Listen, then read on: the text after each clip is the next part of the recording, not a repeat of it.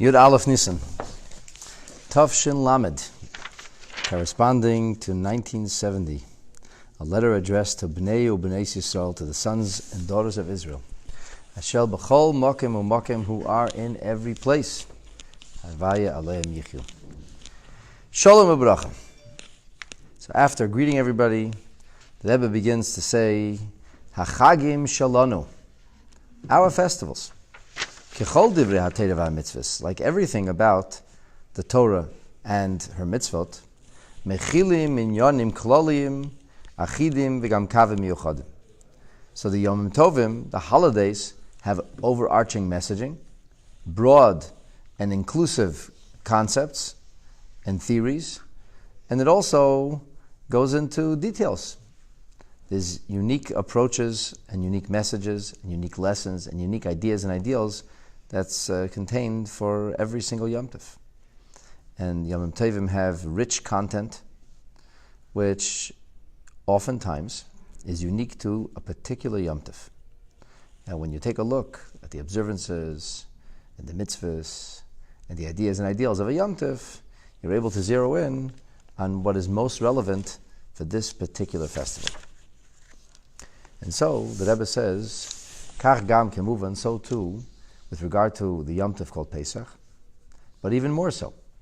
And the reason that it's even more so is because Pesach is also called Rosh L'Regalim, which means that if there is a global or annual or universal influence of a Yom Tov that comes in a particular form and in particular ideas and ideals, certainly it is so with regard to Pesach, which is said to be the head or the leader of all of the Yom Tovim. And Chag Yetzias Mitzrayim, the festival of the Exodus, is ultimately Yom HaHiledes Shalom Yisrael. This is the day in which we commemorate and observe our national Jewish birthday. And with this preface, the Rebbe in this letter will not be talking about freedom. He will not be talking about faith, but rather he will be talking about the unique observances of Pesach and how they reflect our intergenerational covenant with the Almighty. HaChashivas HaMiyuchedes Shel HaPesach. The special prominence and importance of Pesach is muchachas gam min ha'uvda, can also be seen from the notion that the mitzvah of Pesach revolves around shtei mitzvahs hasei, two positive commandments in the Torah. We have 248 positive commandments in the Torah. There are two positive commandments in the Torah for which one who doesn't do them has a very negative consequence attached to it. And the consequence is called kares. So it's important for us to understand. When it comes to positive mitzvahs, it says we don't know. We don't know the virtue or value of a big mitzvah corresponding to a small mitzvah. Like it says, Ein ata yadein scholen shel mitzvahs, the Mishnah says. We don't know. Which mitzvah is bigger, which is smaller. And the Mishnah tells us, Hav izahir, we should be exceedingly careful, which also is related to the idea that our souls can be radiated or irradiated through the notion that we keep and are concerned and are dealing with small mitzvahs just like big mitzvahs. So the Bartanura and many of the other Rishonim say, big mitzvahs, small mitzvahs, that whole discussion is with regard to positive mitzvahs. But negative mitzvahs, we know which are the biggies. How do you know what's bigger or smaller? Because there are consequences. There are consequences. So it's like if you do this, then the law says you get this fine. If you do that, then you get the other fine. So you could know if is it worse to speak on your cell phone or worse to drive without a seatbelt. Well, let's see what you get a bigger fine for. Usually the fines will correspond to the severity of the infraction. And when it comes to something like driving, probably that's related to the volume of accidents, chas v'shalom, or negative things which have unfolded as a result of people not keeping this law versus the other law. So obviously this law endangers more people. And because the law is responsible for safety and security, and because this is deemed to be an act which is of endangerment, so that's why it'll have a stiffer fine or a smaller fine. So when we have negative mitzvahs, we know which is a bigger infraction or a smaller infraction by virtue of consequence, punishment. How about reward? Ein ata yedei ascharon. We don't know the value. Hashem didn't promise us the rewards. We know that's one of our principles of faith, that nothing happens without a reward. And Hashem values and appreciates every ounce of loyalty, of love, of devotion, of dedication, of commitment, of conviction. Everything that we expend in our Yiddishkeit is valued and appreciated. Nothing is taken for granted. Having said that, what exactly is more or less valuable, truth be told, we don't know, because there's no consequences. There are only two mitzvahs for which there is a particular negative consequence attached.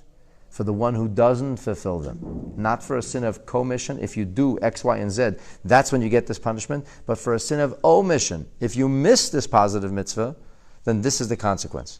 So, for example, it's a very important thing for Jewish males to put on tefillin. It's really, really important. And what happens if a person doesn't put on tefillin? It's not good. It's not good. What happens if a person, God forbid, never puts on tefillin? It's really not good. Where does it say that? Oh, the Gemara actually talks about it. But in the scripture, it says, you got to do this. You got to bind that sign. You have to attach that frontlet. But it doesn't say if you don't do this or ever that such and such is a punishment. But there are two mitzvahs in the Torah, only two, for which there is a very severe consequence attached. And that consequence is known as kares, which simply translated means a premature passing, and it also means trouble in the world to come. That your soul is chas v'sholom disconnected from its source. So, what are these two mitzvahs? The shtei mitzvahs are Mila and Korban Pesach. The mitzvah of the circumcision, the covenant of the Brit Mila, and of the Korban Pesach. Shtei elu, these two. Gam kshuris ma'oid b'neim atzmam. So you say, well, what's the connection between a Brit Milah and between a Korban Pesach? One is on a person, and one is with regard to using an animal for a particular purpose. There is a connection, and the Rebbe proves it. Shekain, the Torah tells us, Misha eni nimel, a person who is uncircumcised, chas v'shalom, a person who doesn't have a Brit Milah, eino yachoy lahakrev es Korban Pesach. You can't bring a Korban Pesach. So when you show up at your Korban Pesach, they don't say, excuse me, what were you doing last Shabbos? And they say, what is this, an interrogation? Well, we need to know. If you're not a Shomer Shabbat, we can't allow you into the Beis HaMikdash. No such thing. No such thing. Person says, please don't embarrass me. Don't ask what I was doing last Shabbos. That's not your business. I'm a Jew. I'm here to bring a Korban Pesach today. You're a Kohen. Please help me fulfill my responsibility. No problem. However, if we find that the person does not have a Brit Milah, we're not allowed to accept this Korban Pesach. This actually proscribes participation in the Paschal offering. And amongst the two, believe it or not, the participation in the Paschal offering is even more severe than the concept of the covenant of circumcision. The chomer of B'neihem is Pesach even more so than Milah, because with regard to Brit Milah, if somebody doesn't chas v'shalom have a Brit Milah, okay, so you can still make up for that. You can still deal with it.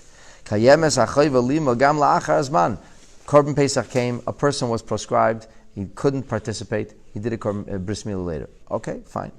But Ilu as Korban Pesach, if you do the Korban Pesach time comes and you miss out, you missed out. You missed out because it's not possible to bring a Korban Pesach ach v'rak b'moyadai, only in its appointed time, and not afterwards.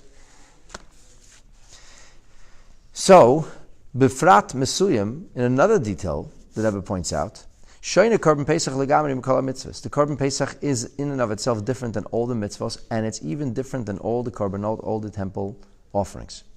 And that is, not only, let's say, the head of the household has to be circumcised, has to have a bris milah. His children have to have a bris milah. And if a father has a son, a child, who doesn't have a bris milah, he was not brought into the eternal covenant with HaKadosh Baruch Hu, not only that child cannot participate, the father can't bring a Korban Pesach, because it's his responsibility to make sure that his child gets circumcised. And if the child isn't circumcised, doesn't have a bris milah, the father is barred from participation in Korban Pesach. So this is a big deal. And there's a special connection between the two mitzvahs. This is despite the fact that offerings in general, including the Korban Pesach, Shayach Rak Lizman by Kayim Beis HaMikdash, are only connected to and limited within the frame of time in which we had the privilege of having a Beit HaMikdash. And of course we believe v'yechudash rak asher Beis Hamikdash yibana, it will be brought back when the Beis Hamikdash is restored to us, once again through Mashiach. However, so you're going to say, what are we talking about this for? Here we are, we're Pesach, we're in Galut.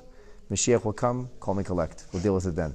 Why are we talking about, right? Like, it's not relevant now. The Rebbe says that's a mistake to make.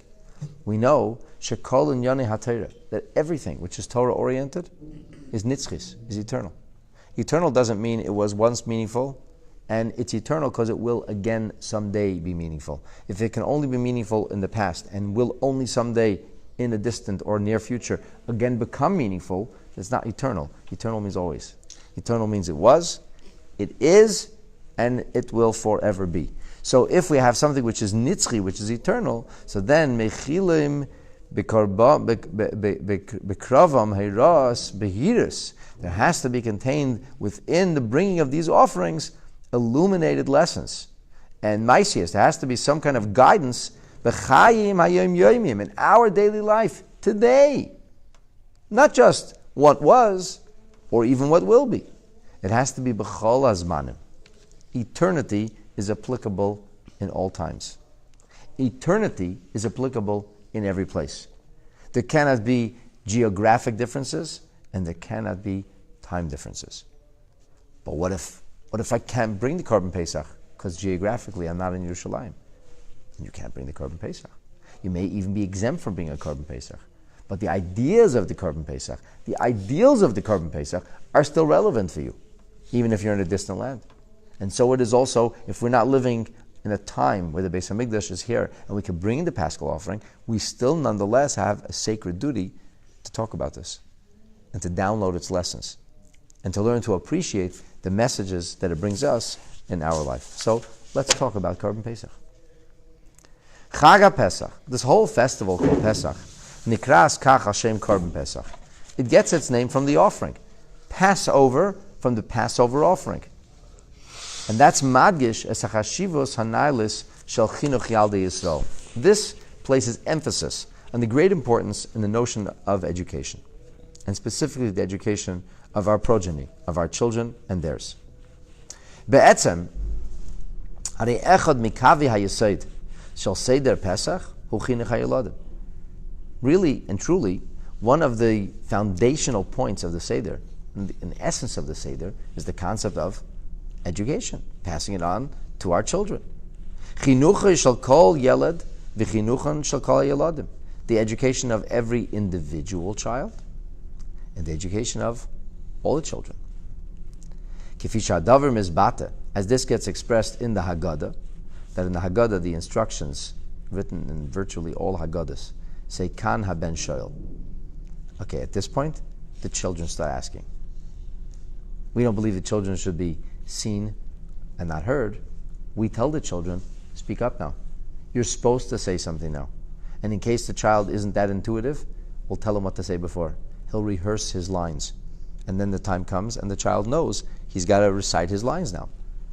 And we know that the Torah says it's keneged arba banim. It's not just a child. You take one child, you'll choose the finest and best child who can articulate himself, who actually gives a hoot and cares and wants to be involved and feels honored by being called upon to participate. No, keneged arba banim. Torah speaks corresponding to all kinds of children. And that's the mitzvah, v'higada talavincha.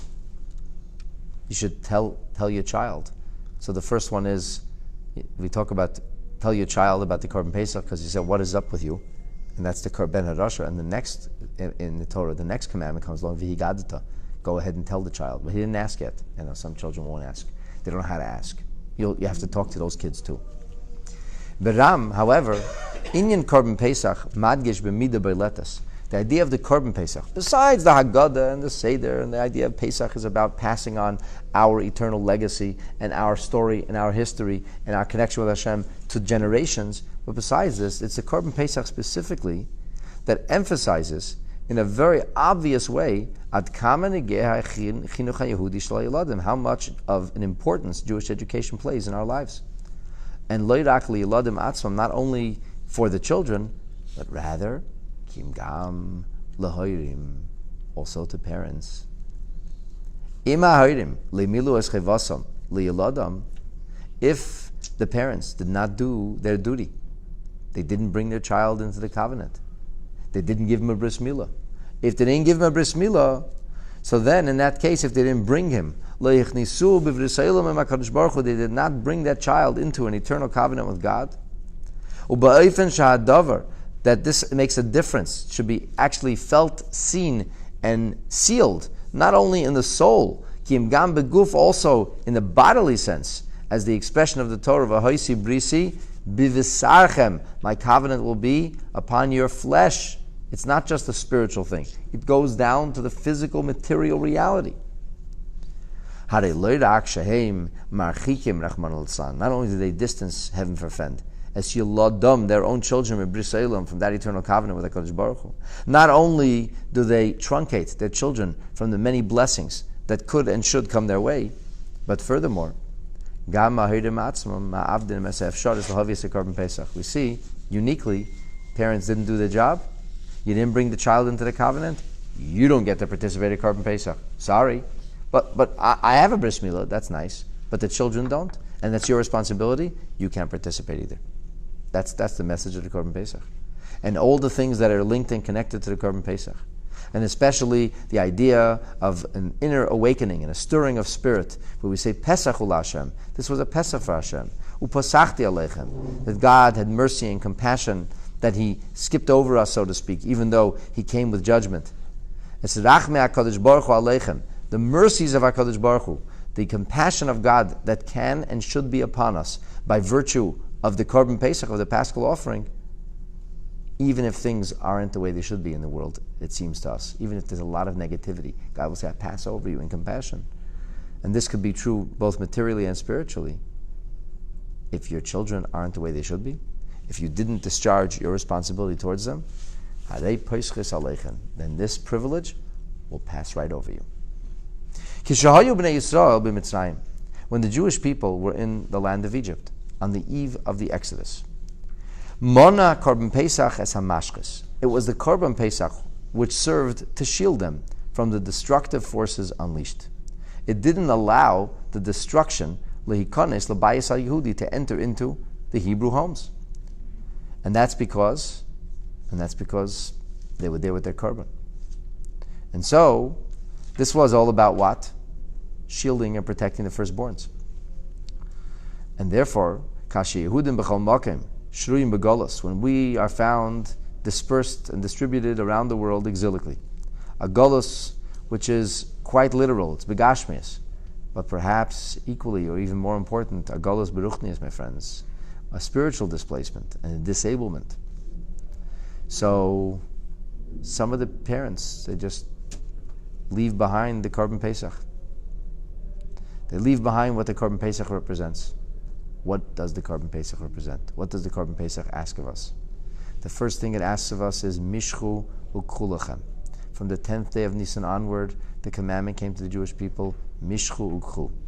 Mishchu meant literally go and take. Khu means if you don't have from your flocks, can draw from your flocks, then go and purchase. But in a deeper sense, our sages tell us that Mishchu u'khu, which means literally to draw forth and then to take, meant Mishchu yedechem me'avodah zarah. It meant let go of these strange and alien ideologies, which sometimes a Jewish person adopts as being part of his faith, Rahman al-Islam. We bring foreign ideas and we insert them with faith, and we revere them with a kind of devotion, a blind devotion, which is about faith. So Hashem says to us, no, that's not what you're about. You can do all kinds of things, but that's not what your faith is about. That's not where you invest your soul. Your soul has to be invested in Yiddishkeit. So sometimes, unfortunately, people aren't ready to do that. They're not ready to let go of their ideologies, which are profoundly un-Torah and ungodly and un-Jewish. And we say, Hidabku b'mitzvahs. You then have to not only let go of foreign ideologies, but you have to hold fast to the ideologies that are indigenous to the Jewish people, the Torah ideologies. And the Hamashchis, Meitzedelas Psucha, unfortunately, we have in our time, tragically, people who not only do not embrace Yiddishkeit, or first let go of foreign ideologies, but they leave the door wide open to assimilation, to chas v'shalom, all the things that could actually harm the children.